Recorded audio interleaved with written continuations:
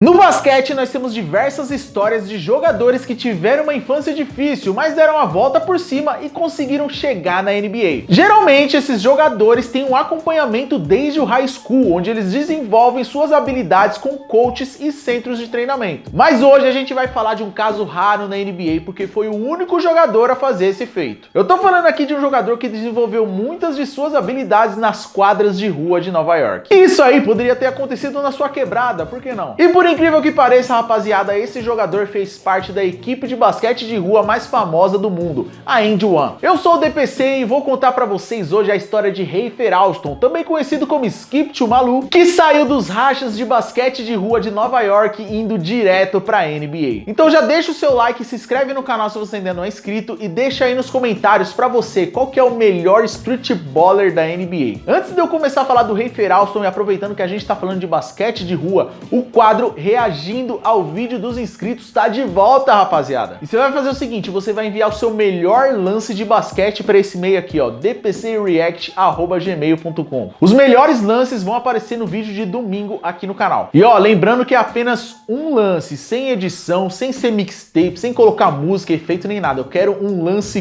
cru, com barulho da quadra da galera gritando no rachão, tá ligado? Então manda o seu vídeo aí, quem sabe você aparece aqui na DPC Mixtape. Agora vamos pro vídeo. Rafer Jamel Alston nasceu no dia 24 de julho de 1976 em Nova York. Ele morava no lado sul do bairro do Jamaica, Queens, crescendo ali no final dos anos 70 e início dos anos 80, onde ele presenciou de perto a epidemia do crack, tendo como única opção de válvula de escape o basquete. Infelizmente, o pai dele foi uma das vítimas da epidemia do crack e não foi presente na vida de Rafer Alston, nem de seus irmãos e muito menos de sua mãe. Em entrevista, ele disse que esse acontecimento meio que não afetou ele tanto assim, porque ele olhava para o lado e todos os seus amigos estavam passando pela mesma coisa. Ele disse que o mais duro de tudo isso era durante os jogos de basquete na escola, onde ele sempre era um dos principais jogadores e nunca teve sua família presente. Mas felizmente isso aí não abalou seu jogo dentro de quadra, porque desde os 8 anos em toda a equipe que ele passava, ele era o destaque. Inclusive foi nessa idade que ele começou a frequentar as quadras de basquete de rua de Nova York, mesmo que fosse ali só para dar uns arremessos. Um ponto importantíssimo da carreira de Rafer Alston foi quando ele foi pro ensino médio, atuando aí pela Benjamin Cardozo High School, onde ele teve médias de 25 pontos por jogo. Foi mais ou menos nessa época que o Rafer Alston começou a jogar nas ligas de basquete de rua do Hooker Park, se destacando entre os adultos com apenas 14 anos. Um tempo depois, após inventar um tipo de drible onde ele pulava, dava uma assistência e levava a torcida à loucura, ele recebeu o apelido de Skip to Malou, nome que iria se tornar uma das lendas do basquete de rua de Nova York e com certeza do basquete de rua mundial. Geralmente as lendas do basquete de rua de Nova York tinham uma certa idade, né? Como por exemplo Pee Wee Kirkland, porém o Rafer Alston revolucionou. Aos 16 anos, as ruas de Nova York já sabiam quem ele era e até hoje ele é a lenda mais jovem do basquete de rua. Voltando pro high school, a gente não pode deixar de citar uma pessoa que foi importantíssima para a carreira do Rafer Alston, tanto no basquete de rua como no basquete convencional. E o seu nome? Ron Clario. Ele era um técnico bem conhecido em Nova York por revelar diversos talentos pro basquete. Porém, ele estava prestes de também fazer parte da história do basquete de rua, porque ele foi o responsável por juntar numa VHS vários lances de Rafer Alston jogando os campeonatos de basquete de rua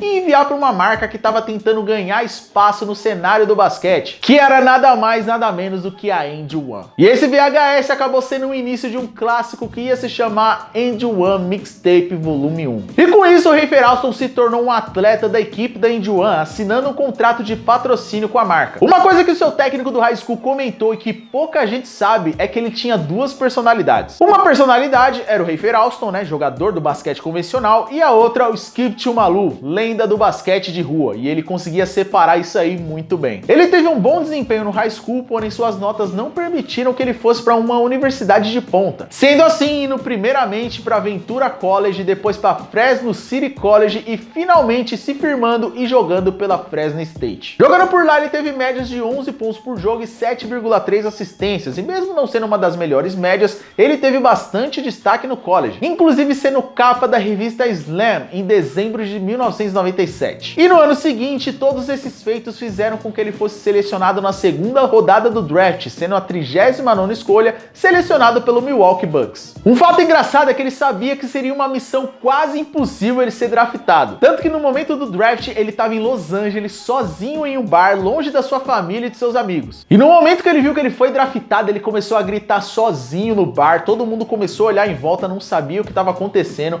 mas o que estava acontecendo ali ia entrar para a história do basquete e do basquete de rua. Aquela era a primeira lenda do basquete de rua que ia jogar na NBA. Por ter sido draftado na segunda rodada, ele não entrou de fato na NBA na sua primeira temporada, indo para a Liga de Desenvolvimento. E só na temporada seguinte ele jogaria ali uma média de 13 minutos por jogo nos 27 jogos que ele disputou vindo do banco do Milwaukee Bucks. Eu falei para vocês que ele conseguia facilmente distinguir ele street ball do basquete convencional, só que ele trouxe um pouquinho daquela malandragem do basquete de rua para a NBA e inclusive cometia várias infrações por causa disso. Depois de 3 temporadas no Bucks, ele foi pro Toronto Raptors e a partir dali ele começou a pingar em Toronto Raptors, Miami Heat e Houston Rockets. Aí vocês devem estar perguntando, pô, mas como que ele fazia para jogar na NBA e na Indy One? Muito simples, rapaziada. As turnês da Indy One aconteciam sempre quando a NBA estava de férias. Inclusive, diversas vezes a Indy One já jogou nas arenas da NBA, por isso que sempre estava vazio ali, né? Porque senão não ia ter como. Mas com certeza o seu papel mais importante na NBA foi na temporada de 2008 e 2009, onde ele foi trocado pro Orlando Magic para substituir Jameer Nelson. E ele teve papéis importantíssimos em jogos eliminatórios dos playoffs e principalmente no jogo 4 das finais da Conferência Leste contra o Cleveland Cavaliers, onde ele anotou 26 pontos. O Orlando Magic venceu essa série por 4-2 e Rafer Alston ia disputar sua primeira e única final da NBA. Ele teve uma média de 10,4 pontos por jogo nas finais da NBA, mas não foi o suficiente para vencer o Los Angeles Lakers, que ganhou por 4-1. Depois disso, ele teve passagens por Toronto Raptors, New Jersey Nets e finalmente Miami Heat, que foi seu último time na NBA. Depois disso, ele foi jogar no basquete chinês, mas acabou voltando por causa de algumas desavenças com o time. Simplesmente porque eles não queriam deixar o Rafer Alston voltar para os Estados Unidos para ir no velório do seu amigo, que também era jogador da Indy One, o Escalade. E em 2017 ele meio que retornou para a NBA, mas não como jogador, e sim como scout do Milwaukee Bucks. O objetivo do Rafer Alston sempre foi jogar na NBA, tanto que em diversos momentos ele estudava bastante basquete, tinha como referência grandes armadores da NBA, como por exemplo o Isaiah Thomas, que foi o motivo dele usar a camisa 11. O streetball para ele sempre foi uma diversão que acabou virando algo sério e que fez ele se tornar essa lenda, que seria conhecida até os dias de hoje,